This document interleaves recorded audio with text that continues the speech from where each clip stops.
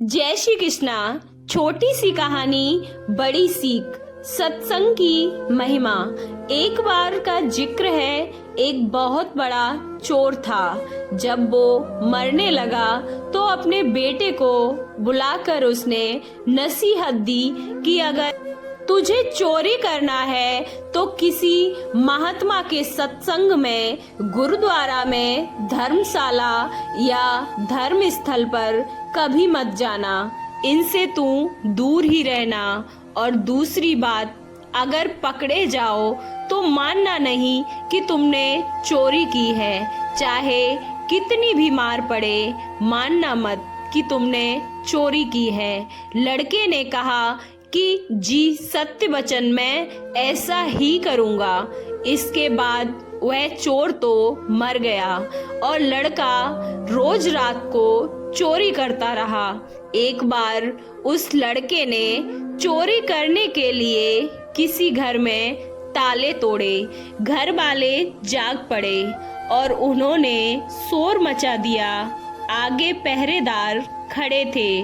उन्होंने कहा कि आने तो बचकर कहाँ जाएगा।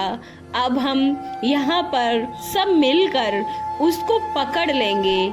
अब उधर घर वाले खड़े थे, इधर पहरेदार खड़े थे। चोर जाए तो किधर जाए। खैर किसी तरह वो बचने के लिए वहां से भागा तो रास्ते में एक धर्मशाला पड़ी थी। वह चोर सोचने लगा और धर्मशाला को देखकर उसे अपने बाप की सलाह याद आई कि धर्मशाला में नहीं जाना है। लेकिन अब करे तो वह क्या करे। आखिर उसने सोचा कि मौका देखना चाहिए और धर्मशाला में वह चला गया। बाप का आज्ञाकारी बेटा था। उसने कानों में अपने दोनों उंगली डाल ली कि सत्संग के वचन कानों में ना पड़ जाएं। हमारे पिता ने मना कर रखा है कि सत्संग में नहीं जाना है। तो उसने कानों में अपने दोनों हाथों की उंगली डाल ली थी। हम सत्संग न सुन पाए। लेकिन अब जो हमारा मन होता है वह अड़ियल घोड़े की तरह होता है। इसे जिधर से मोड़ो उधर ही जाने लगता है। कानों को बंद कर लेने पर भी चोर के कानों में यह वचन पड़ गए कि देवी देवताओं की परछाई नहीं होती है। वहां पर सत्संग चल रहा था और इसने कान बंद कर रखा था। फिर भी उसके कान में थोड़ी सी आवाज आई थी कि देवी देवताओं की परछाई होती ही नहीं है। उसके मन ने कहा कि परछाई हो चाहे ना हो, मुझे इस सब से क्या। फिर मैंने यह वचन जानबूझकर तो नहीं सुने हैं, अनजाने में ही यह मैंने सुन लिया। उसने अपने पिता को सफाई देते हुए मन ही मन कहा कि मैंने जानबूझकर नहीं सुना, ऐसे ही सुना गया। ये मेरे कानों में है। मैंने तो अपने कान ही बंद कर रखे थे। अब इधर घर वाले और पहरेदार पीछे लगे हुए थे। किसी ने बताया कि चोर धर्मशाला में है। धर्मशाला की जब जांच हुई तो वह चोर पकड़ा गया। उस चोर की पुलिस ने बहुत पिटाई की, लेकिन वह नहीं माना कि उसने चोरी की है। और आपको बता दें कि उस समय यह नियम था कि अगर जब तक मुजरिम अपराध ना माने तो उसे सजा भी नहीं दी जा सकती थी। आखिर उस चोर को राजा के सामने पेश किया गया। वहां भी उसे खूब मार पड़ी, लेकिन चोर जो था कि मानने को तैयार ही नहीं था। उसने अपने पिता से वचन ले रखा था कि कितनी भी मार पड़े, मानना नहीं कि हमने चोरी की है। अब राजा को पता था कि चोर जो होते हैं वो देवी की पूजा करते हैं, देवी की आराधना करते हैं। इसलिए पुलिस ने एक ठगनी की सहायता के लिए बुलाया। ठगनी को बुलाया गया, सारी बात उसको बता दी गई।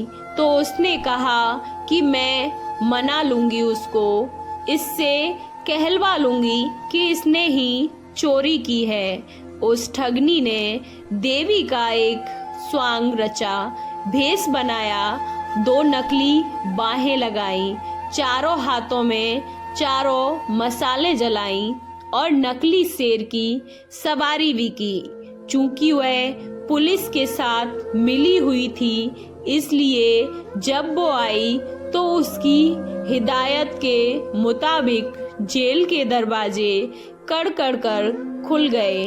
पहले से सब उन्होंने प्लान करके रखा हुआ था कि देवी जब आए जेल में तो सारे दरवाजे अपने आप ही खुल जाएं।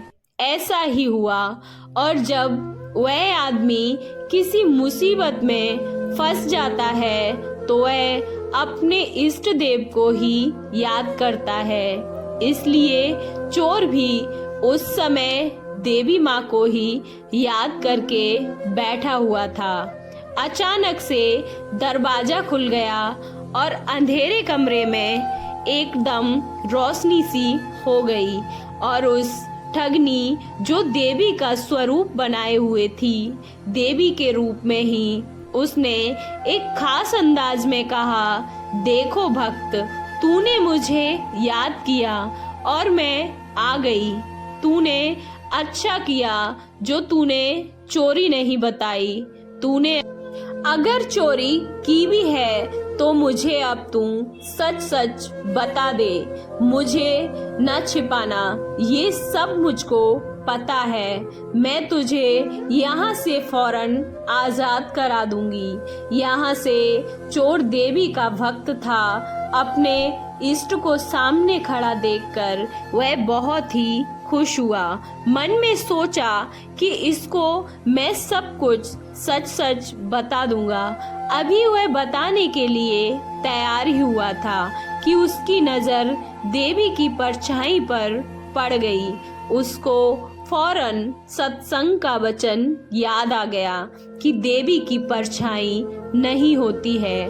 उसने देखा कि इसकी तो परछाई है। समझ गया कि यह देवी नहीं, हमारे साथ छल हुआ है।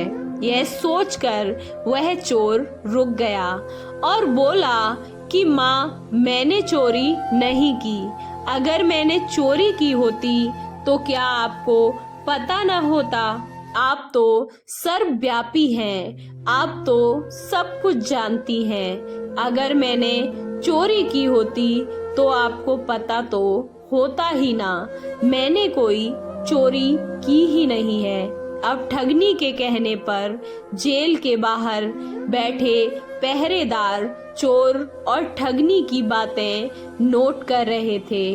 उनको और ठगनी को अब विश्वास भी हो गया था कि यह चोर नहीं है, इसने चोरी की ही नहीं है। अगले ही दिन उन्होंने राजा से कहा कि यह चोर नहीं है और फिर राजा ने उसको आजाद कर दिया।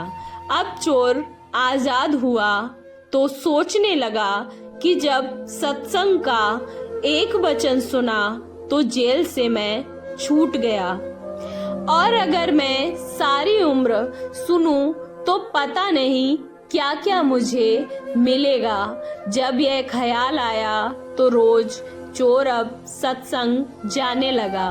किसी पूर्ण महात्मा की शरण ली उसने और चोरी का पैसा हमेशा के लिए उसने छोड़ दिया। और वह चोर जो था अब महात्मा बन गया था। इसीलिए तो कहते हैं कि सत्संग के बराबर ना गंगा है, ना यमुना है और ना ही कोई अन्य तीर्थ है। कलयुग में सत्संग ही सबसे बड़ा तीर्थ है। इसलिए आप सभी से हमारी विनती है कि अगर समय मिले तो सत्संग में हमेशा जाएं और जाते रहें। आपको ये कहानी कैसी लगी? अच्छी लगी तो वीडियो को लाइक, चैनल को सब्सक्राइब करना ना भूलें और कमेंट बॉक्स में जय श्री कृष्णा अवश्य लिखें। राधा रानी आपकी सभी मनोकामनाएं पूर्ण करेंगी। राधे राधे।